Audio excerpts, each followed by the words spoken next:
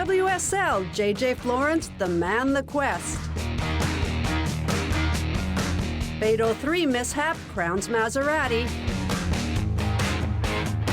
Double IK gold for Martinez. And now in the newsroom, here's Jerome Alinghi. NC Sports, plunge into the action.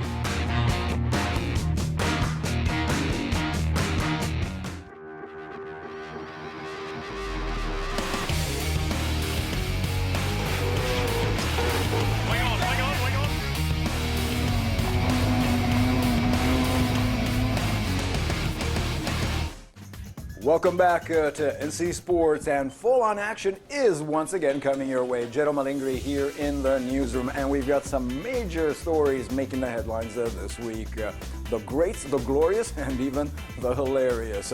Here's today's lineup.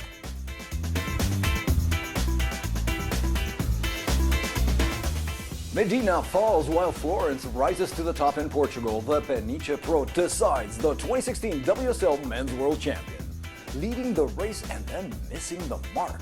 Fatal 3 makes a huge tactical mistake at the Middle Sea race. Maserati takes the win and the record. In the breaks, Baxter and Wilde are the new SUP Heavy Water Champs in San Francisco. Full foiling NACRA 17s for Tokyo 2020 announced, while the Kiwis take the foiling generation world crown in Newport. Plus, IKA Martinez takes both freestyle and big air gold in Sardinia. Magaji and Rosa top the ladies' court.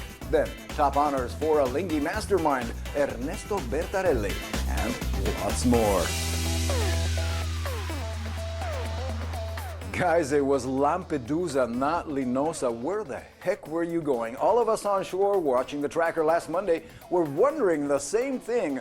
And we can all just imagine the disheartened look on the faces on board Maxi Trimaran Fatal 3 when the crew realized they had rounded the wrong island at the Middle Sea race.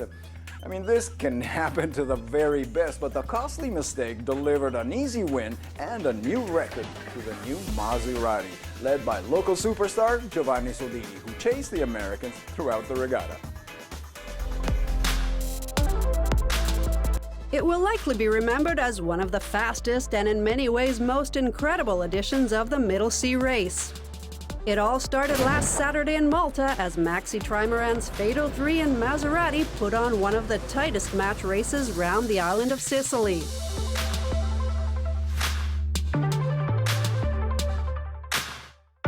The Americans entered the regatta on a tested and winning boat, while the Italians faced the challenge on a newly refurbished platform and with a substitute tiller following a collision during transfer. More efficient and light winds, Lloyd Thurnberg's Fatal 3 quickly took the lead and left Maserati skipper Giovanni Soldini to do the chasing on all the key passages: the Messina Strait, Stromboli Island with its fiery volcano, and Egadi Islands. With the crew eyeing each other on each tack, the race really took on a different turn by Sunday night at the Pantelleria Passage. Fatal 3 is first over the tack, while Maserati remains stuck in a windless patch for nearly 2 hours. Then the unthinkable happens. Navigators on board Fatal 3 evidently set the wrong waypoint on Linosa instead of Lampedusa Island and veer off course to lose the race. Maserati wins the Middle Sea Race 2016 and also sets a new record in 2 days, 1 hour, and 25 seconds, beating the one set by Fatal 3 last year.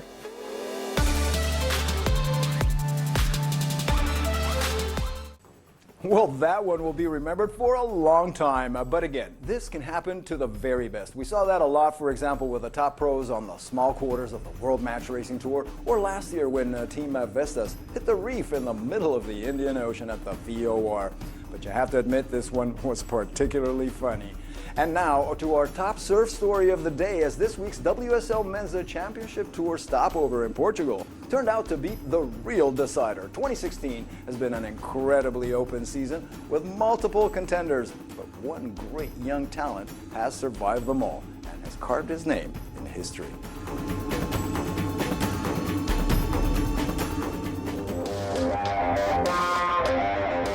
To everyone's surprise, the only two contenders that could have spoiled the John Florence's world title party at the Peniche Pro simply fizzled out early last week on the legendary break of Super Tubos. Both 2014 world champ Gabriel Medina and Matt Wilkinson, who led the ranks for the better part of 2016, were bumped out in the very first round. This men's WSL Championship Tour season was all about consistency, or rather a general lack thereof. However, after a poor start in Australia, Hawaii's JJ Florence made it his mission and ultimately climbed back all the way to the top ranks. He struck the Brazilians on their turf in Rio, reached the finals at J-Bay and at Tahiti, losing both, but again picking up more valuable points.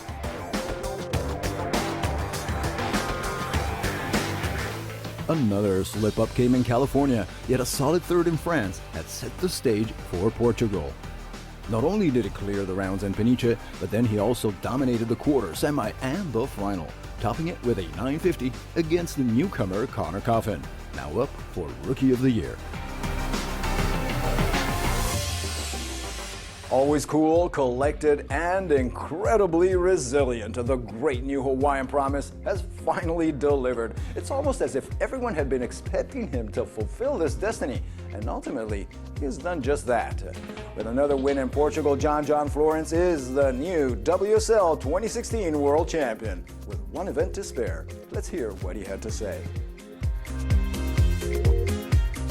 Oh my gosh, just winning the world title here in Portugal was just such a dream for me. It's been my goal since I was a little kid, watching Andy and Kelly and those guys battle for world titles, and to win it here and not have that stress of taking it to pipe is pretty good. I get to relax and go surf, my favorite wave in the world, and just to win this event in general is so amazing. The wave's been super fun the last couple days, some tricky heats, but yeah, I don't know. I couldn't have done it with all the support from everyone, especially from my camp, everyone at home, my mom and everyone.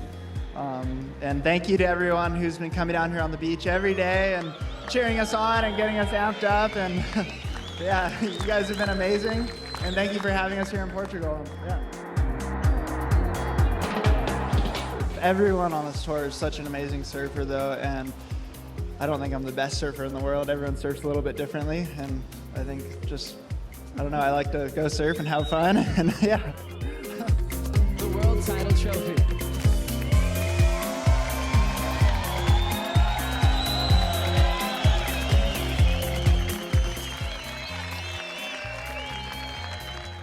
More top news and insight after the break with the Vendée Globe countdown from Le Sable, plus a double IKA gold for Posito da Silva in Sardinia.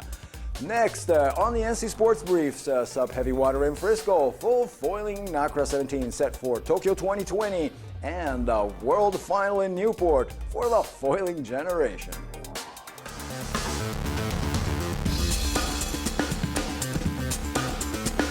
Connor Baxter and Fiona Wilde are the 2016 King and Queen of stand-up paddling. Baxter sealed the crown with a win at the inaugural Red Bull Heavy Water Wildcard event in San Francisco, a grueling 6.5 nautical mile race along one of the world's most daunting stretches of coastline, complete with 8-foot waves and forceful currents. Fellow Maui boys Kai Lenny and Zane Schweitzer rounded out the podium, with Lenny grabbing the number 2 spot overall behind Denmark's Kasper Steinfath.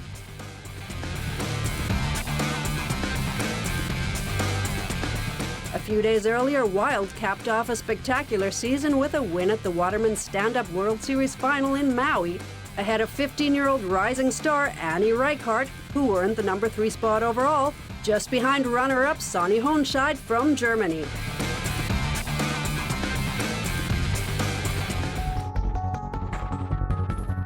With a 59% majority, members of the NACRA 17 Olympic sailing class voted in favor of transitioning to the new Mk2 full foiling version last week.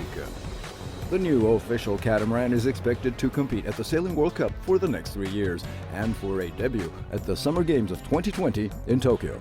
The class has already begun the approval process with the Equipment Committee of World Sailing. The first and now old semi-foiling Mk1 with its curved foils was already a groundbreaking class in Rio, and the mixed-gender crew configuration had been a welcome addition. Having served its purpose over the last 4 years, the time had come for the very fast but often clumsy NACRA 17 to finally take full flight. crews are now facing the costs of transition. Old vessels can be retrofit for about 8,000 euros, and the Nagra 17 Mk2 is currently priced at around 24,000 euros.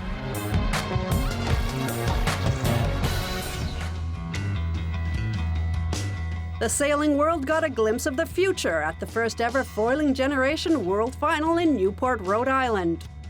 15 double-handed crews took part in the regatta that marked the climax of the unique event launched by Olympic gold medalists Roman Hagara and Hans-Peter Steinecker 2 years ago that showcases sailors all between the ages of 16 and 20.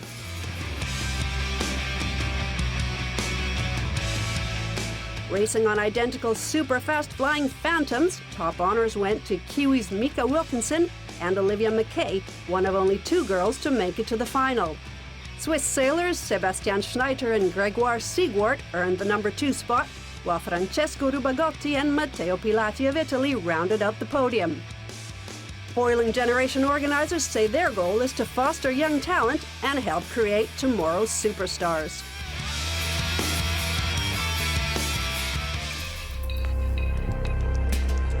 The U.S. Coast Guard has reported from its Hawaiian HQ that 30-meter maxi trimaran Qingdao was first sighted on Wednesday about 620 nautical miles northwest of the island Oahu and laid dismasted, motionless, and with no one on board. The distress call was activated following a standstill in GPS readings and no news from skipper Guo Chuan for over 24 hours. At the time, the Chinese solo sailor and world record holder on a Class 40 monohull in 2013 was on a San Francisco to Shanghai record attempt on the much larger multi-hull. The 50-year-old is assumed to be missing. Search and rescue operations are still underway. Full update in the next NC Sports edition.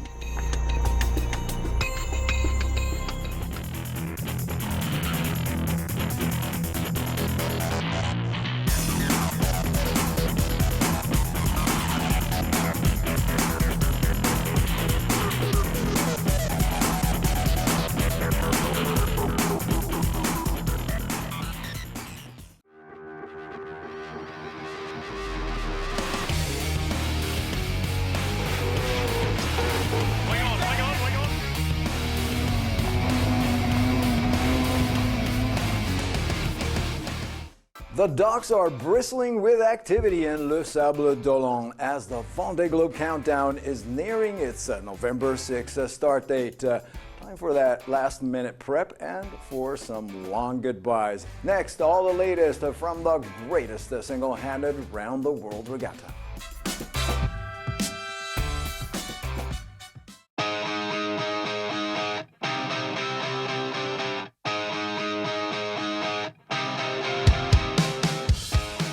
From months to weeks, and now from days right down to the very last of precious hours, time is running out, and the 29 skippers are on the wait in Le Sable for the greatest sailing and personal adventure of them all, each enjoying a day in the sun of national and worldwide media attention.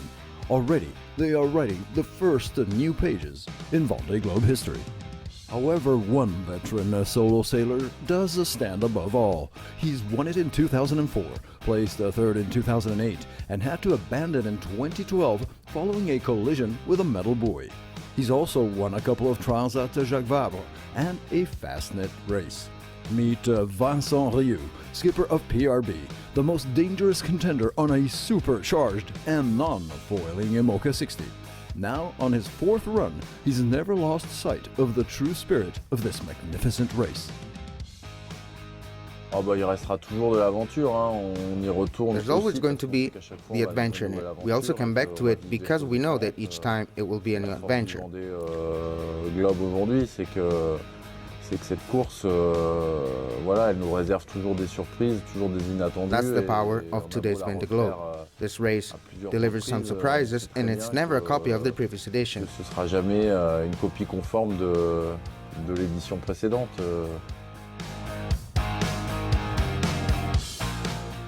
Rioux has been at the heart of the foiling versus non-foiling debate when it comes to offshore sailing regattas on monohulls. It's the man and not the machine, he had said upon winning the Jacques Vabre just last year with co-skipper Sébastien Coll and beating several new generation foiling 60s.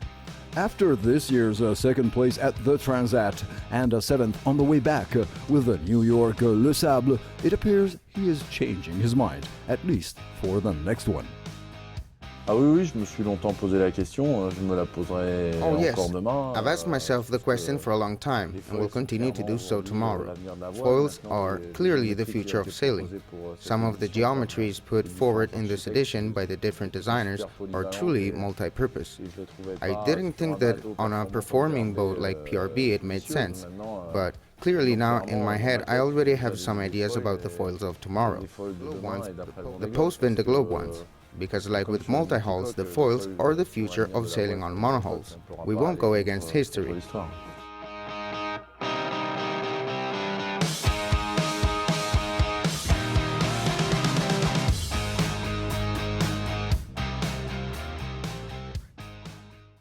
Freestyle and Big Air pros met with top conditions in Porto, Sardinia last weekend for the IKA World Championships. One man stole the entire show, Posito Martinez from the Dominican Republic, while in the ladies' camp, Slovakia and Brazil struck gold. Claudia Casagrande has this report.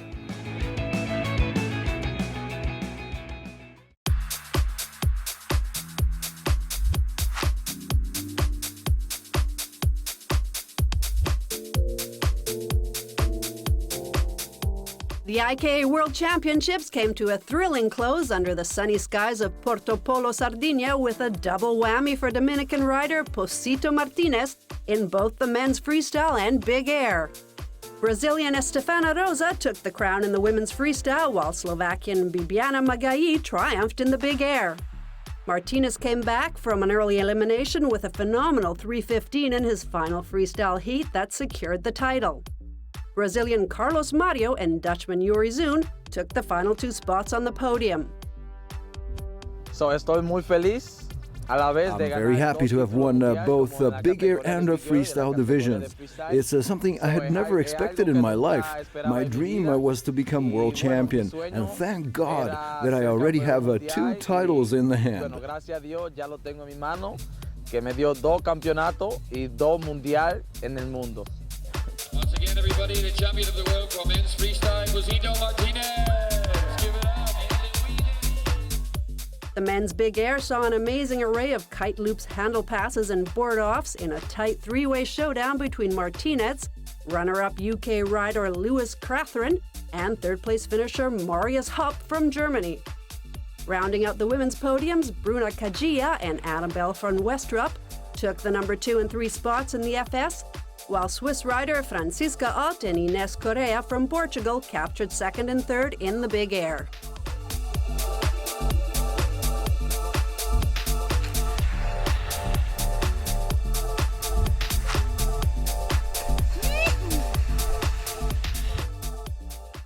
Well, this piece of news comes as no surprise. Alinghi mastermind Ernesto Bertarelli was finally inducted into the Sailing Hall of Fame last week at the New York Yacht Club. Now, given his extraordinary achievements at the America's Cup, it's somewhat surprising that this took nearly a decade to happen. A legacy of success that continues to thrive today.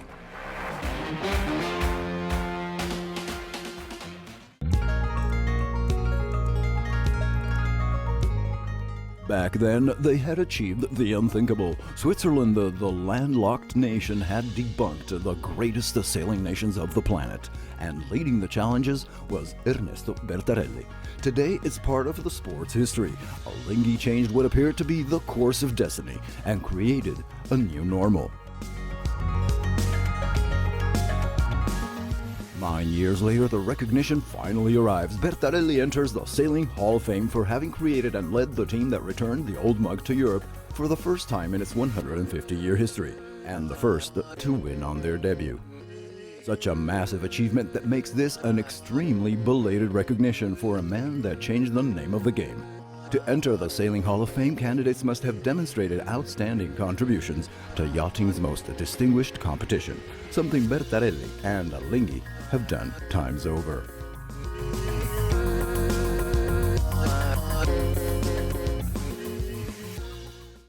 Many expectations and the speculations, of course, also on a possible return of Ernesto Bertarelli and Alinghi to the America's Cup, given the right conditions. But now, as many of you know, the focus is on the big Sydney final for the Extreme Sailing Series title coming up in December.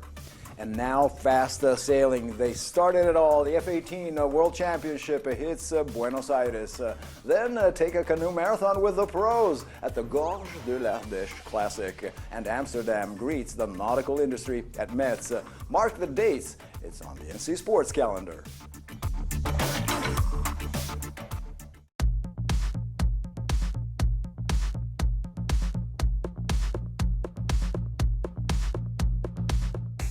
The world's top Formula 18 racers will converge in Buenos Aires, Argentina from October 28th to November 4th for the 2016 F-18 Worlds. 48 teams from 9 nations will battle it out, including two-time defending champion Ferdinand van West, Iker Martinez and Matthias Brüller, with all the action taking place at the port in the heart of the city.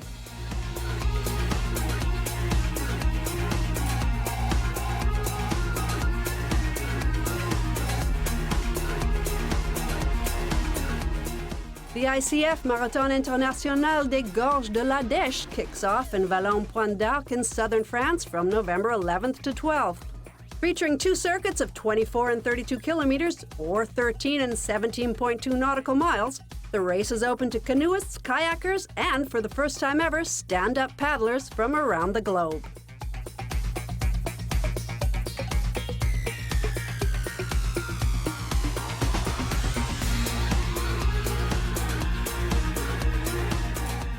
The Metz Marine Equipment Trade Show gets underway in Amsterdam from November 15th to 17th.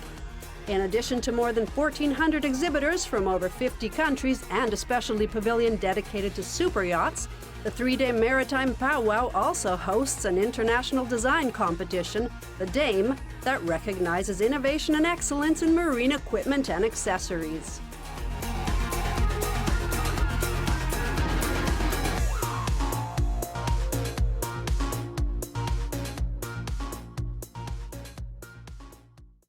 Thanks for staying with us. Our time is up, but we'll be back next week right here on Nautical Channel's global broadcast. And of course, you can also check out our online releases via YouTube, Facebook, and Twitter. You can also post to us there to get in touch. More great stories are already coming in for next week's edition. One of these is the ISA's upcoming Adaptive Surfing World Championship. So check out this last but very cool clip. I'm Jero Malingri, and remember, plunge into the action with NC Sports.